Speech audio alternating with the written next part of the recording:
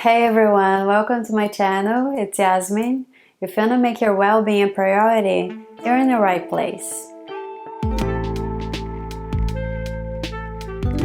Do you find yourself procrastinating, getting distracted with unnecessary things, and postponing what will move you forward and closer to your goals? Whether if it's an exercise program, weight loss, self-development, something you want to achieve and change in your life, but you just don't seem to follow through. There is always something that comes up you might find to be more important, and you just keep pushing it forward, and it never gets done.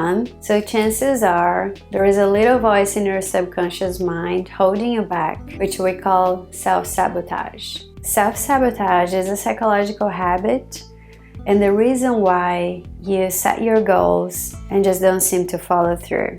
It's what gets in the way of your plan to get up motivated, live a healthy lifestyle, and feel good on a daily basis. Unfortunately, I see it happening all the time. When people start to feel good in their body and their cells, something holds them back and they start to find all sorts of excuses to quit or to get busy with something else and to find something that sounds more important. And their well-being, their mental health, their physical health gets moved to the bottom of the list of priorities. But guess what? Your mental and physical health improves everything else you do in your life. Improves your career, your relationships, your results, your state of mind, and brings you more peace, more awareness about what you need to do on a daily basis to keep moving forward and creating the life you want, the life you deserve. But why do we do that? It all boils down to our level of self-esteem and how aware we are of it. There can be a view that you either have a high self-esteem or you don't, depending on your childhood and what you've gone through. And if you haven't developed a high level of self-esteem in your childhood, good luck with that, maybe with years of psychotherapy. This is just not true for two reasons. Neuroscience and neuroplasticity has shown that we have a capability to adapt and change no matter what we've gone through. We have the power to change our neural pathways and transform our sense of identity. Secondly, anything we do passively is likely to fail. We need to actively participate in our change. It takes action. And that's great news because we can raise our level of self-esteem and as a result, stop self-sabotaging. Here's an invitation to go to the root of self-sabotaging rather than using quick fixes and superficial self-care techniques that just don't last. It is just like a muscle that gets stronger as we work out consistently. We all have this power no matter what we've gone through. No matter the stories with ourselves and our minds, we can change that. Most people underestimate their power to change and grow. We have a choice. To believe that we don't have a choice leads us to live a life as a victim, and our beliefs are self-fulfilling prophecies. If I believe I'm a victim, I become a victim. So here are 4 powerful steps that can help you raise your self-esteem and as a result, stop self-sabotaging. Get ready to take notes. You want to write this down. First step is a call to action. Write this statement on your journal and read this to yourself every single day. I trust in my capability to learn what I need to achieve the results I want, to think clearly, to cope with challenges of life. I believe in my right to be successful and happy. I feel worthy, deserving, and entitled to achieve my needs and wants and enjoy the fruits of my efforts. Then write a list of priorities you've been postponing, procrastinating. Commit to take one action every day, to go through one of your priorities every day. One baby step every day. And remember to celebrate your wins. What you schedule is more likely to get done. Write down, make a list of priorities, and commit to it. If you have a job, if you have to be at work a certain time and you have a list of tasks you have to go through, you're going to do it. Why can't we have the same commitment to ourselves? After each task is completed, it's time to celebrate.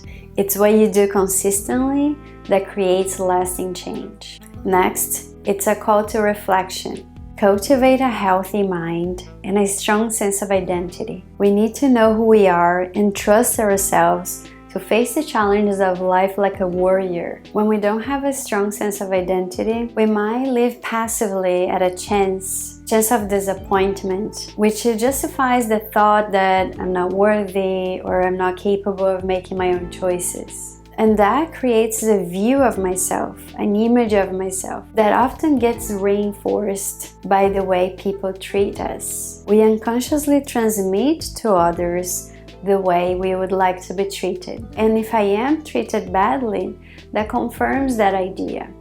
That's why it's important to go inside and shift the image I have of myself. This self-concept designs our destiny. What we think we are, we become. What we think we are creates our life.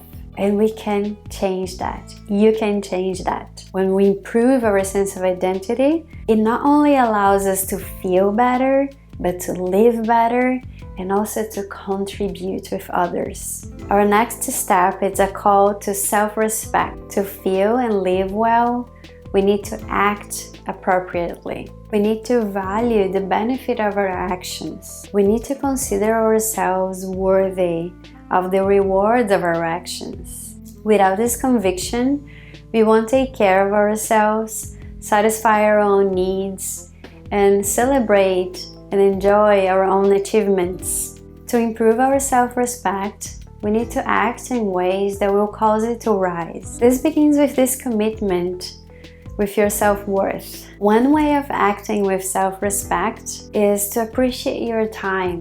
It's important to say no and create clear boundaries about your time and what you do with your time. Your level of self-respect influences who you relate with.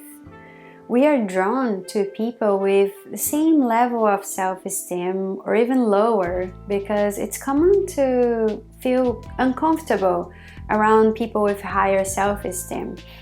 It's common to be perceived as arrogance or bragging. We might even lower our level of self-esteem to feel that we can relate to a certain group we spend time with, so we can feel part of the group.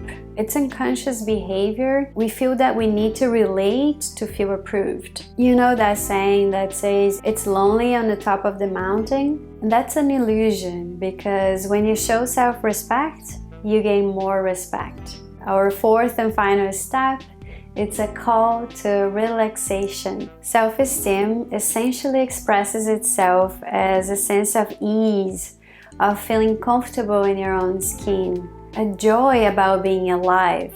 Picture children playing and smiling for no reason. Their body are relaxed.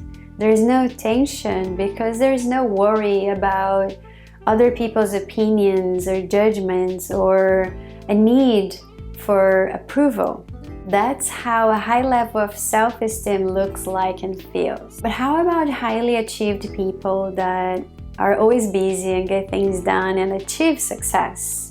That can be a sign of extremely low self-esteem. What it looks like success in the outside often looks like stress, anxiety, depression, use of painkillers, or any self-soothing techniques to numb the fact that they're trying to prove their value, their sense of self-worth through work and productivity. Unfortunately, they don't see their self-worth apart from what they do at work. Workaholics have an endless need to prove their value by being busy. Nothing will ever feel like enough.